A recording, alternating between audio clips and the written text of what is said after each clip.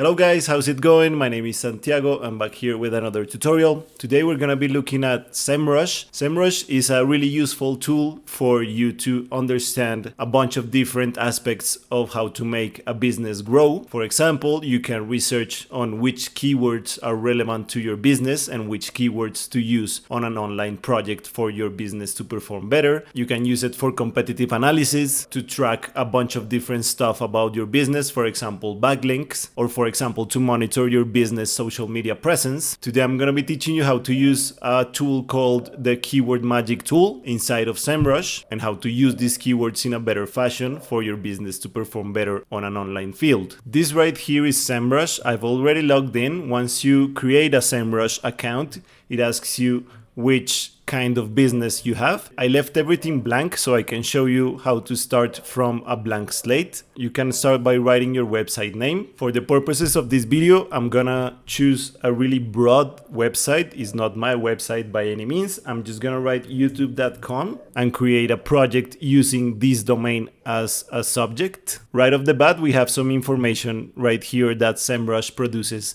based on that domain. It tells us how much organic traffic this website gets. As it is YouTube, it gets a lot of organic traffic. There are some organic keywords and some backlinks that are links that lead back to this specific domain. First of all, I'm gonna teach you how to use the Keyword Magic tool. If you go to this option, SEO right here, which stands for Search Engine Optimization, you can click on Keyword Magic tool right here. And inside of that domain that we've created, we can search for different keywords to analyze how much traffic each keyword gets. For example, if I wanna look for cat toys as a keyword, I can search it on the US or on a bunch of different countries. I'm gonna leave it on the US because it's the biggest market, I believe, and I'm just gonna search it. SEMrush is gonna produce these results right here. On the first column, we have intent. There are 4 different types of intent that SEMrush produces. They correspond to 4 types of online intent, the way that people are searching for these keywords. The T right here stands for transactional, is the way that a user looks for a specific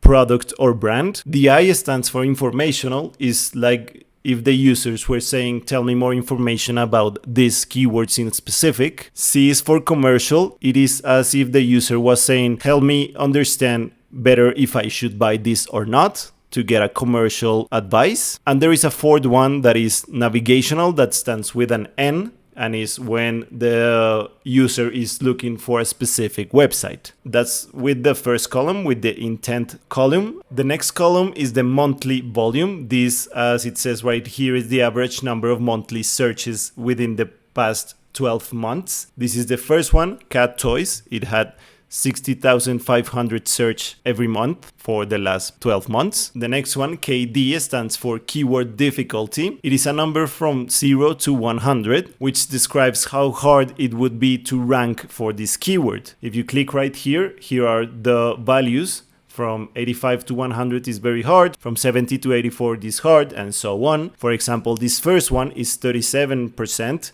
which stands for possible. It doesn't have that much competition, let's say. It's not that difficult to rank that keyword, because the lower the number, the less competition that this keyword will have. For example, this one at the bottom, catnip toys for cats, it only has 27% of keyword difficulty, so there aren't a bunch of toys in this category to be a very competitive one. This is basically how you use the Keyword Magic tool for you to better pick which topics you want your business to focus on. Next, we're gonna check the domain overview tab right here on the left. This is a tool that lets you understand the strengths and weaknesses of your competitors if you write their domain right here. Here are some examples that we can use for this tutorial. For example, let's use the first one right here, worldwidelife.org. You can use this tool to understand your competitors' marketing efforts. For example, you can see, for example, which keywords your competition is using, the intents that the consumers of your competition keywords are searching for. All of these are informational keywords, and Tiger is the first one, as you see right here. There are some top keyword opportunities on the right here. These are the ones that have the less competition for you to focus on if you want to compete directly with this domain. Using this tool is really important because understanding your competition and how your competition is using, for example, keywords to attract new customers will help you better organize your efforts and not trip yourself in the process, for you to use better keywords, for example, and not focus on the ones that your competition is already using and already exploiting. As you see, we can check a bunch of other important information in this tab. For example, the distribution by country of these domains customers. The first one is the US, then is India, Mexico, and some other countries. And all in all, it presents a range of metrics about these domains' online visibility, so you can get a full picture of this website's online presence and for you to improve your online presence based on all of this information. You can click on different time periods for you to understand how a specific business does in a specific time of the year, for example. I'm also going to teach you how to use the keyword overview tab. It is one of the most important tools in SEMrush, in my opinion, because as it says right here, it can help you instantly evaluate how hard it will be to rank in the top 10 results for a specific keyword. Let's say I want to create a business in the cycling sector.